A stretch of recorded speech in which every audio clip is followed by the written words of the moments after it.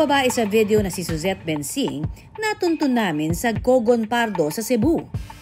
Hihintay ako na dumating ang asawa ko galing trabaho. Tapos, malapit na akong manganak. Sabi niya, hintayin ko daw siya ng alas 5 ng hapon. Tapos hanggang nakalabas kami sa kalsada. Tapos sumakay kami ng e-bike. Dadalhin na sana siya sa isang line-in clinic sakay ng e-bike.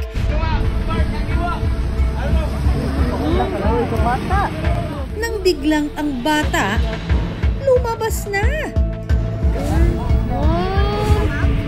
Naghahanap kami ng ibang clinic para kami ng e-bike. Tapos hindi namin alam na pagdating dyan, yun, lumabas na ang bata. Maging ang e-bike driver na may sakay kay Suzette, nagulat sa pangyayari. Ang akong nauna nga magkatabang ko niya, kay luoy na kayo ang bata na ligo na sa dugo. Ang ako nakita ato nga, ako lang gikuanan ang bata, gihapinan niya, gitrapikan ako dire para wala siya kaagi, kay dire hapit namin na tunga, nanganak na mga siya dire. So ako, nagsige na lang kong traffic. Moto, gidagan ako ang ilang mga midwife. So natabang in town, kalois Ginoo. Mabuti na lang, lumabas ang bata, ilang dipa na lang ang layo mula sa klinik.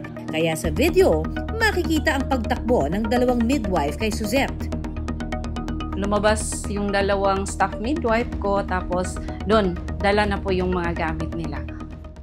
Ang nakikita ko dito, nanganak si Mami nang nakaupo at tinutulungan ng dalawang midwives.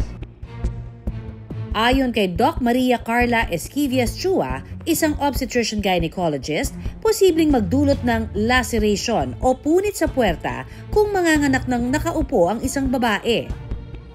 Dapat para ka manganak properly, nakaposition ka sana ng medyo nakahiga or upright, semi-upright, and then naka-open na mabuti yung legs mo para makabuka ng mabuti yung vaginal vault at properly makalabas ang kabuuan ng baby, no? Nililinis ng betadine ng puwerta. Tapos, dapat meron kaming episiotomy or hinihiwa namin, ginugupit namin ng puwerta para lumabas ng maayos ang baby.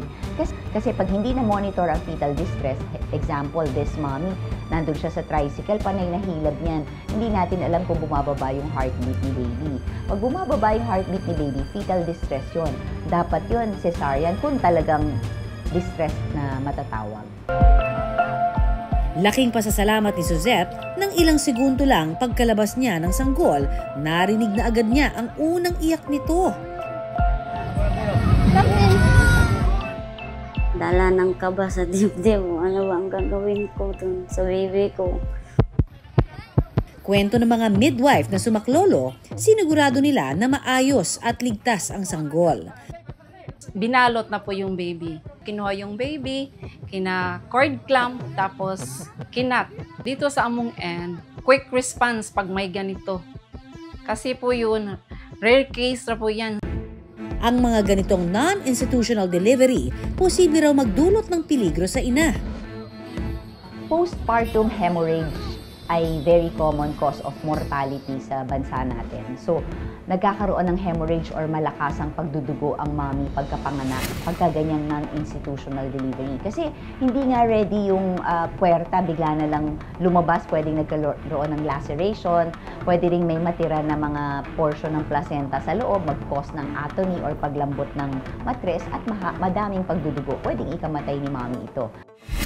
Posible rin ito magdulot ng impeksyon. Puerperal sepsis ang tawag dito. So, hindi nalinis ng maayos, bigla ka na lang nanganak ng walang sterility or hindi ka man lang napunasan or adequately na-prepare. Yun talaga pwedeng magkaroon ng infection. Delikado rin kay mommy yun. And kay baby din. Buti na lang daw ay agad naman daw inasikaso si Suzette sa loob ng paanakan matapos niyang manganak. Si mommy, kailangan pa rin dalhin sa ospital, i-examine niya nang naka-open yung legs niya kasi nga, yung sinabi ko na laceration. Ngayon, kay baby, kailangan i-check din ito ng pediatrician or ng mga midwives kung saan siya dapat manganganak. Kasi, pwedeng na-trauma, pwede bang bumagsak sa kung saan may tumama sa portion sa ulo ng baby or kung anong part ng katawan niya. Pwedeng merong sugat ito or any trauma sa baby. And hindi nga proper pwede rin siyang magkaroon ng infection kasi hindi maganda yung pagkakalinis sa kanya. Paalala naman sa mga buntis, para maiwasan ang peligro sa panganganak, mahalaga ang prenatal check-up at birth plan. Libre naman po yun, wala namang bayad. May libreng laboratory, may libre lahat ng prenatal, may libreng vitamins. Dapat to all pregnant women mag-prenatal, may birth plan. Tapos may kaunting ipon. Tapos maghanda na po yung mga gamit sa baby at si mami.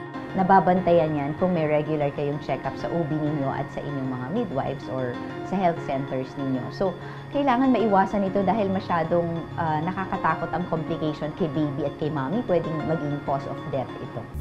Nagsilbing aral na rin daw ito kay Suzette. Salamat ko na merong tumulong sa akin. Midwife ni Ate Lods. Hindi ko naman yun anong mangyari doon kasi kalma lang ako nung nanganak sa baby ko. Parang dala ng kaba sa dibdib. Ano ba ang gagawin ko sa baby ko? Salamat na lang sa Diyos, naligtas kaming dalawa. Ang sanggol, biyaya ng buhay. Kaya sa mga mommies and daddies-to-be, siguraduhin may gabay ng eksperto ang inyong pagbubuntis para ligtas si baby, pati na rin si mommy. Maraming salamat sa pagtutok sa Pinoy MD. Para po sa iba pang kaalaman tungkol sa ating kalusugan, mag-subscribe na sa GMA Public Affairs YouTube channel. And of course, don't forget to hit the bell button for our latest updates.